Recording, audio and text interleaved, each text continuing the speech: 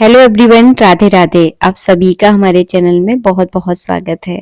आज का वीडियो बहुत खास होने वाला है क्योंकि मैं आप सबके साथ शेयर करने वाली हूँ सर्दियों में अपने घर के मंदिर के भगवानों की पूजा सेवा में किस प्रकार करती हूँ, कौन कौन से नियमों का पालन करती हूँ। इस वीडियो में बहुत ही सरल तरीके से आपको दिखाने वाली हूँ। वीडियो अच्छा लगता है तो प्लीज़ लाइक कीजिएगा। मैं गृहस्थी में रहने वाली महिला हूँ, तो बस वही नियम दिखाऊंगी जो मैं खुद करती हूँ।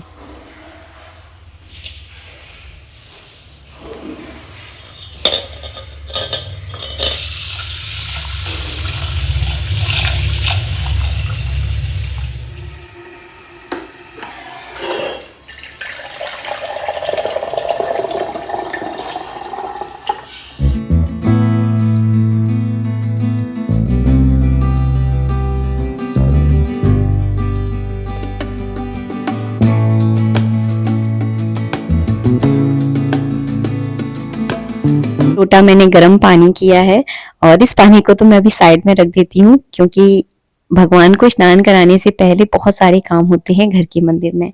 जैसे कि मंदिर वाले रूम की साफ सफाई करना, जो कि मैं नहाने के बाद ही करती हूँ। जैसे मैं सोकर उठती हूँ तो भगवान के सामने मैं माथा टेकने हर दिन आती हूँ। इनसे ही मेरे दिन की शुरुआत होती है, लेकिन फ्रेश होने के बाद फिर मैं इस कमरे में झाड़ू पोछा नहीं लगाती हूँ। तो नहाने के बाद ही जो है ना इस कमरे में झाड़ू पोंछा लगता है।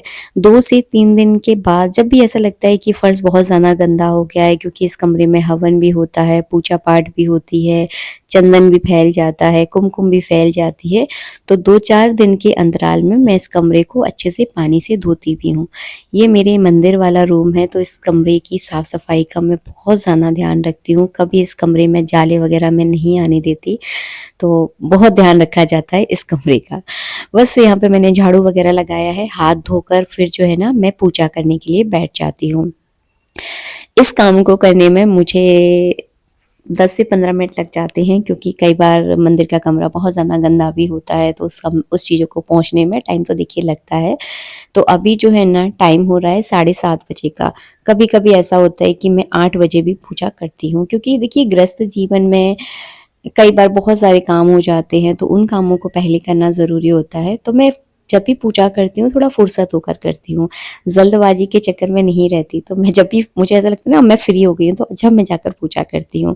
तो बस मैंने यहाँ पे मंदिर को पहुँचा है, जो भी सामान मुझे गंदा लगता है फटाफट कपड़े से मैं साफ कर देती हूँ। और यहाँ पर हमारे ठाकुर जी सोते हैं। देखिए कभी फुर्सत में आपको ये बेड दिखाऊंगी जो कि हमने जुगाड़ से बनाया है, लेकिन सारे भगवानों को मैं यहीं सुलाती हूँ। सभी भगवानों को उठाकर उन्हें प्रणाम करती हूँ और फिर उन्हें दूध का भोग लगा देती हूँ। और भोग लगाने के बाद जो है ना सारे जितने भी पूजा के बर्तन हैं, मैं सारे बर्तनों को अच्छे से घिस घिस के साफ करती हूँ। हाँ, ये बात सही है कि मैं रोज पीताम्बरी से तो नहीं घिसती, क्योंकि पीताम्बरी में थोड़ा और भी ज़्यादा टाइम लगता है। तो मैं क्या करती हूँ, हफ्ते में एक बार पीताम्बरी से बर्तनों को घिस देती हूँ, साफ हो जाते हैं। और बाकी दिन जो है ना मैं सरफ से धो देती हूँ, ताकि उनका एक चिकनापन रहता है ना, जैसे कि आप घी का दीपक लगाते हो तो उसमें घी चिपक जाता है, तो वो सरफ से बहुत जल्दी साफ हो जाता है। तो इस तरह से मैं करती हूँ। रोज पीताम्बरी से धोने का मन तो मेरा बहुत करता है, लेकिन इतना टाइम जो है ना नहीं मिल पाता है। और भी बहुत सारे काम होते हैं जो हमारी गृहस्थ जीवन में हमें ज़रूरी है, क्योंकि जब आप गृहस्थी में रहते हो ना, तो आपकी परिवार की जिम्मेदारी आपके लिए सबसे बड़ी पूजा है। उसके साथ भगवान की पूजा करना, ये आपके लिए बहुत सौभाग्य की बात है। अगर आप इतना कर पा रहे हो तो आपका भाग्य बहुत मजबूत है, इसीलिए आप इतना कर पा रहे हो। मैंने कई लोगों को देखा है कि वो केवल अपने घर गृहस्थी में ही लगे रहते हैं, भगवान की सेवा करने के लिए उनके पास सच में टाइम नहीं होता है। तो अगर आप कर पा रहे हो, थोड़ा बहुत भी कर पा रहे हो, तो कहीं ना कहीं ईश्वर आपको ये मौका दे रहा है, इसीलिए आप कर पा रहे हो। तो बिल्कुल भी मन को दुखी मत करना कि हम तो इतना कर ही नहीं पाते। आप जितना भी कर पा रहे हो, मन से कर पा रहे हो, ये ठाकुर जी की इच्छा है कि आप उनकी सेवा कर पा रहे हो। बस यहाँ पर मैंने भगवान को जैसे उठाती हूँ ना, तो हल्के, आपने देखा वीडियो में पतले पतले से कंबल है, वो मैं उन्हें उड़ा देती हूँ ताकि उनको सर्दी ना लगे, क्योंकि हल्की हल्की सर्दी अब होना स्टार्ट हो गई है। हल्का गुनगुना पानी से मैंने भगवान को स्नान करवाया है। और फरवरी तक जो है ना मैं गर्म पानी से ही भगवान को स्नान करवाती हूँ, लेकिन भगवान शिव को मैं ठंडे पानी से स्नान करवाती हूँ, क्योंकि हमारे शिव शंकर भोलेनाथ तो रहते ही हिमाचल पर हैं, तो उनको तो ठंड की आदत है, तो उनको मैं ठंडे पानी से ही स्नान कराती हूँ। वो तो रहते ही, उनके तो जटा में से ही गंगा निकली हैं, तो उनको ठंडे पानी से स्नान कराऊंगी। और हाँ, मैं स्नान कराते समय हमेशा मंत्र जपती हूँ। तो आप जिनकी आराधना करते हो, जिनको अपना इष्ट मानते हो, उनको जो है ना मन ही मन आप जरूर जपें, क्योंकि भगवान का नाम लेने से जो है ना बहुत फर्क पड़ता है, बहुत अच्छा रहता है। दिन भर में आप हो सके, इसके बारे में मैं कभी अलग से वीडियो बनाऊंगी, इस वीडियो में चर्चा नहीं करूंगी। नाम जपने वाला मैं भी जपती हूँ, और बहुत जल्दी इस पर मैं वीडियो बनाऊंगी कि किस तरह से आप नाम जप सकते हो। दिन भर में जरूर जपा कीजिए, मैं बताऊंगी आपको कि मैं किस तरह से जपती हूँ। बहुत जल्दी इस पर वीडियो बनाऊंगी, मेरा बहुत मन है आप लोगों के साथ ये चीज शेयर करूँ। बस यहाँ पे मैंने भगवान को स्नान करा दिया है, इत्र लगा दिया है, चंदन लगा दूंगी। डेली मैं भगवान के कपड़े नहीं बदलती, डेली स्नान जरूर कराती हूँ लेकिन डेली नहीं बदलती, क्योंकि भगवान के कपड़े गंदे नहीं होते हैं। इनके कपड़े बहुत ज्यादा शोभनीय रहते हैं। अगर आप इन्हें रोज रोज धोगे तो एक बहुत जल्दी खराब हो जाते हैं, और जल्दी खराब हो जाएंगे फिर आप इनका क्या करोगे, आप बताओ। इनके कपड़े आप जगह जगह फेंक नहीं सकते, इनको जला नहीं सकते।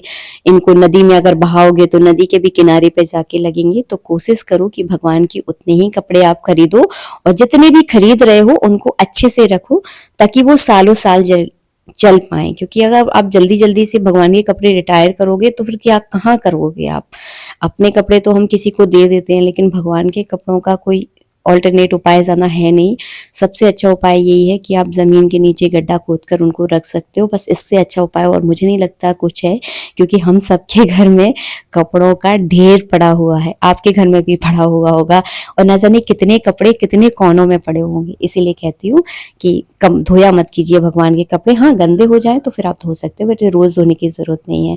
बस यहाँ पे मैंने भगवान को अच्छे से, जितना मुझसे हो सकता है, मैंने अच्छे से उनका श्रृंगार कर दिया है, पुष्प चढ़ा दिए हैं। सर्दियों बहुत ज्यादा सर्दी पड़ती है तो फिर मैं पुष्प उन्हें नहीं चढ़ाती, क्योंकि पुष्पों में अपनी एक ठंडक रहती है। लेकिन अभी इतनी ज्यादा सर्दी नहीं है तो मैंने फूल चढ़ा दिए हैं, बढ़िया सा उनका श्रृंगार कर दिया है। चलिए उनके सामने घी का दीपक जलाती हूँ। सुबह शाम दोनों टाइम हम जो है ना घी का दीपक ठाकुर जी के सामने जरूर जलाते हैं।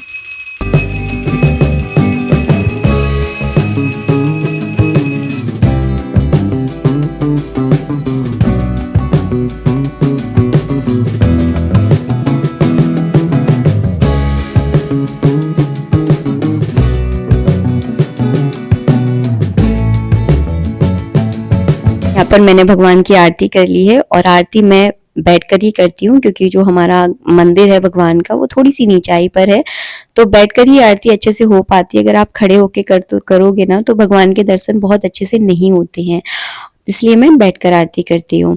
जब आप घर के मंदिर में, घर में जब मंदिर रखते हो, उनमें आप भगवान रखते हो, तो आपको बहुत ज्यादा नियमों का पालन नहीं करना होता। क्योंकि जब घर में आप भगवान रखते हो तो उनकी पूजा जो है ना अंचल प्राण प्रतिष्ठा होती है। मतलब उनको एक जगह से दूसरी जगह आप रख भी सकते हो, उठा भी सकते हो, बैठकर आप आरती भी कर सकते हो। यही पूजा जब आप मंदिर में, बाहर के मंदिरों में करते हो, जहाँ पे बड़ी बड़ी मूर्तियां होती हैं, तो वहां पर आपको बहुत सारे नियमों का पालन करना होता है। वहां पर आप खड़े होकर ही आरती करोगे, वहां आपको बैठकर आरती नहीं करनी होती है। तो घर की बात अलग होती है, और जो बाहर के मंदिर में जाते हो तो वहां के नियम अलग होते हैं। बस जैसे आप पर बन पाए उस हिसाब से पूजा आप जरूर करें। अगर आप अपने घर के मंदिर में मूर्तियां रखते हैं तो उनको रोज आप स्नान जरूर कराएं। अगर भगवान की तस्वीरें हैं तो फिर तस्वीरों के लिए इतनी स्नान की आवश्यकता नहीं होती, केवल आप उनके सामने एक घी का दीपक भी जला दोगे तब भी उनके लिए पर्याप्त होता है, क्योंकि तस्वीरों की पूजा थोड़ी अलग टाइप से की जाती है। बस यहाँ पे पूजा पाठ हो गया, इसके बाद जो है ना यहाँ पे भोजन भी बन गया है। मैं गर्मा गर्म रोटियां बना रही हूँ, बेटू भगवान की थाली लगा रहा है। हमारे घर में जो भी बनता है हम सबसे पहले अपने ठाकुर जी को भोग लगाते हैं। वैसे तो बहुत सारे सब्सक्राइबर मुझे जानते हैं, हमारे यहाँ विदाउट प्याज लहसुन खाना बनता है, लेकिन जो लोग नए हैं उनको मैं बताना चाहूंगी, भगवान को आप हमेशा विदाउट लहसुन प्याज का ही भोग लगाएं। अगर आपके यहाँ लहसुन प्याज का भोजन बनता है तो भगवान को आप लड्डू का भोग लगा सकते हैं, दूध का भोग लगा सकते हैं, कोई अगर विशेष मिठाई है तो उनका भोग लगा सकते हैं, लेकिन भोग आप जरूर जरूर लगाएं। भले ही भाव, क्योंकि देखिए भगवान को जो हम भोग लगाते हैं वो भाव का भोग होता है, तो आपके घर में जो भी है वो उनका आप प्यार से भोग लगाइए, भगवान उन्हें उस प्यार के भोग को जरूर ग्रहण करेंगे। आशा करती हूँ वीडियो अच्छा लगा होगा। मेरा वीडियो अगर आपको पसंद आया है तो प्लीज़ वीडियो को लाइक कीजिएगा। मिलेंगे आप सबसे नेक्स्ट वीडियो में, और मिले जब तक के लिए राधे राधे, जय श्री राधे। वीडियो ख़त्म होने को आता है, लेकिन आप लोगों से मेरी बातें करने का जो सिलसिला होता है वो बिल्कुल भी ख़त्म नहीं होता है। तो आप लोगों के साथ वीडियो शेयर करने में मुझे बहुत मज़ा आता है। आप लोगों को वीडियो देखने में कैसा लगता है, प्लीज़ मुझे कमेंट बॉक्स में कमेंट करके ज़रूर बताइएगा। और आप लोग क्या क्या करते हो सर्दियों में ठाकुर जी की सेवा में, क्या क्या नया करते हो, प्लीज़ मुझे बताइएगा। जनवरी में तो मैं भगवान के सामने जो है ना गर्म वाला हीटर भी रखती हूँ, वो मैं आप लोगों के साथ ज़रूर शेयर करूँगी। लेकिन अभी हीटर वाला मौसम तो आया नहीं है, क्योंकि सर्दियाँ हैं लेकिन बहुत ज़्यादा सर्दियाँ नहीं है। अभी धूप में बैठो तो पसीना भी आने लगता है। मिलेंगे नेक्स्ट वीडियो में। राधे राधे, जय श्री राधे।